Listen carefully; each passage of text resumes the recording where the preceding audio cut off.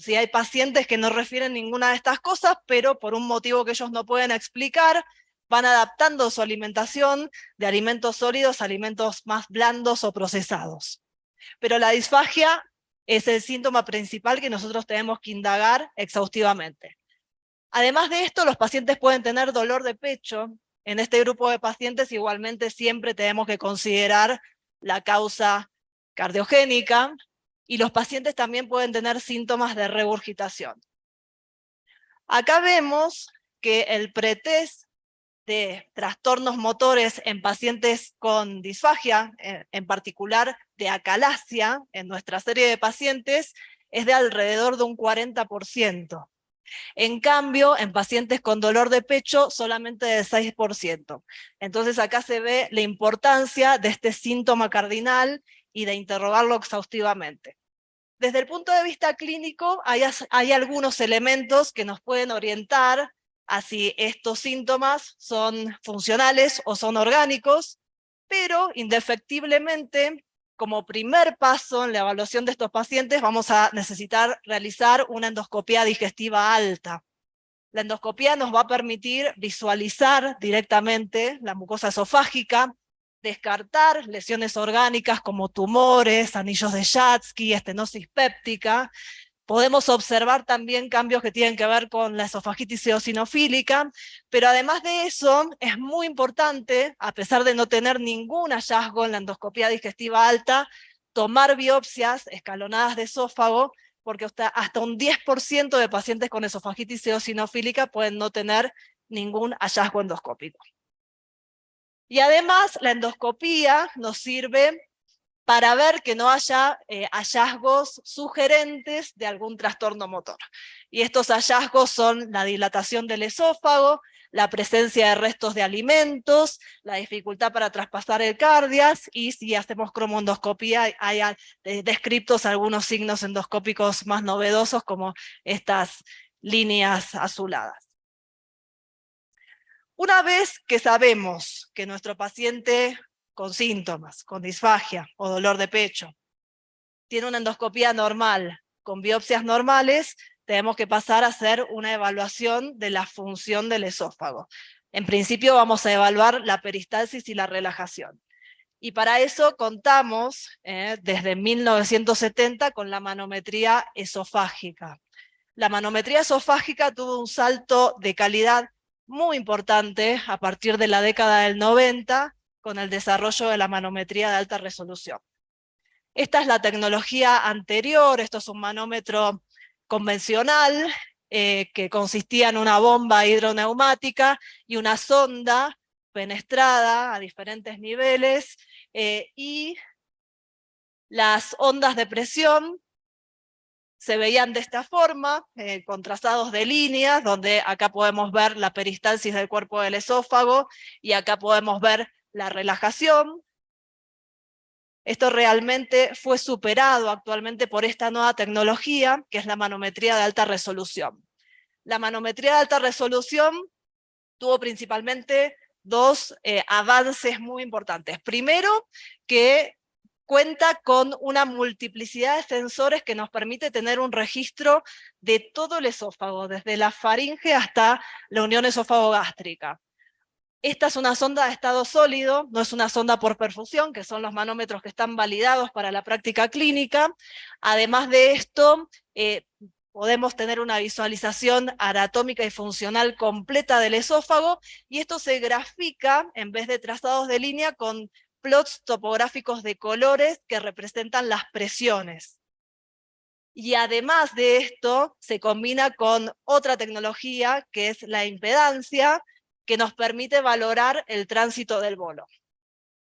Es así como en el trazado de manometría de alta resolución podemos evaluar la relajación del esfínter esofágico superior, la contracción faríngea, la relajación del esfínter esofágico inferior, la peristalsis del cuerpo del esófago. Podemos evaluar y ver anatómicamente todo el componente de la unión esófago-gástrica, que está compuesto por la crura diafragmática y el esfínter, y además podemos ver el tránsito del bolo, ¿sí?, a través de la impedanciometría. El protocolo de estudio de manometría de alta resolución, en base a la nueva clasificación de Chicago 4.0, incluye, luego de la colocación de la sonda a través de una de las fosas nasales, un periodo de medición de reposo, en donde medimos la presión basal del esfínter, 10 tragos de 5 mililitros de solución fisiológica en posición supina. Se agrega ahora, en esta nueva clasificación, 5 tragos en posición sentado. Esto se puede invertir la secuencia, hacer 10 tragos sentado y después 5 supino, pero indefectiblemente hay que usar las dos posiciones. Y por último, en el caso de ser necesario, se utilizan algunas pruebas de provocación, como las pruebas de tragos múltiples y el Rapid Drink Challenge. ¿Y cómo hacemos diagnóstico de los trastornos motores del esófago? Entonces nosotros en los 10 tragos de solución fisiológica vamos a valorar diferentes elementos, ¿sí? Uno es el IRP, que es la presión de relajación integrada, que es una métrica que es superadora a la relajación que se usaba en la manometría convencional previa, porque es una métrica que incluye más elementos. Y es una métrica que nos habla de la relajación de la unión esófago-gástrica, que es el primer paso para valorar de qué tipo de trastorno motor estamos hablando. Segundo, vamos a valorar el DCI, que es la contractilidad distal integrada, ¿sí? Que es este recuadro que vemos acá, que nos habla de la fuerza contráctil del cuerpo del esófago. Y tercero, vamos a valorar la latencia distal, que es el tiempo que va desde el inicio de la deglución hasta este punto que se llama punto de desaceleración contráctil, y esto nos sirve para ver si estamos hablando o no de contracciones espásticas.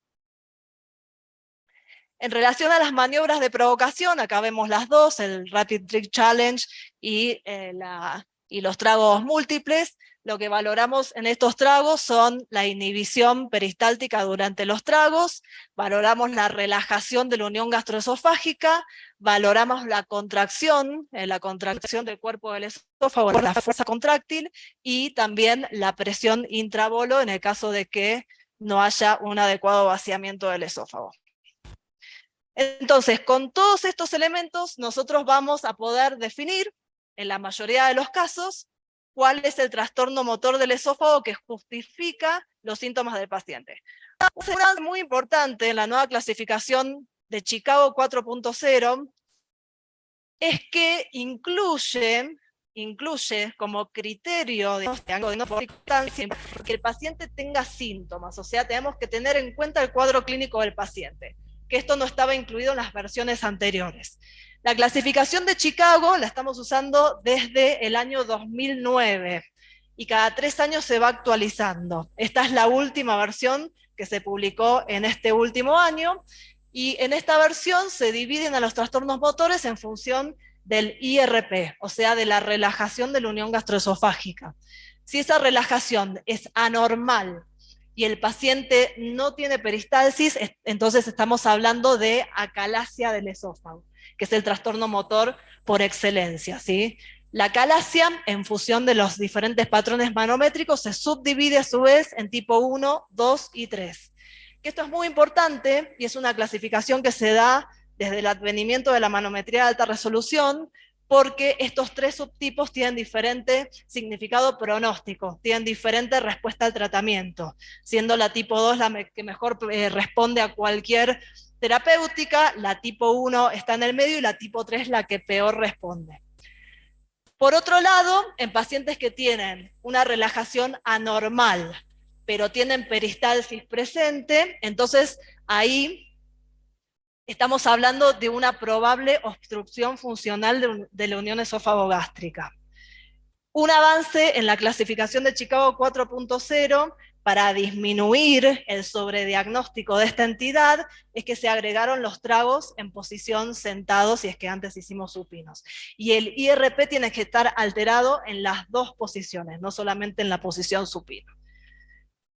Por otro lado, los pacientes que tienen relajación normal, tenemos que valorar la peristalsis del cuerpo del esófago. Si esa peristalsis está disminuida, entonces hablamos de una motilidad esofágica inefectiva. Si está ausente, o sea, si hay falla en la peristalsis, esto se llama ausencia de contractilidad, que es un trastorno motor que se ve frecuentemente en algunas enfermedades del colágeno como la esclerodermia. En cambio, si el DCI, la fuerza contráctil, está aumentada, a eso se le llama esófago hipercontráctil, que incluye al esófago de Jack Hammer. Y por último, si la latencia distal, ese tiempo que les comentaba, está acortado en más del 20% de las degluciones, hablamos de espasmo esofágico distal.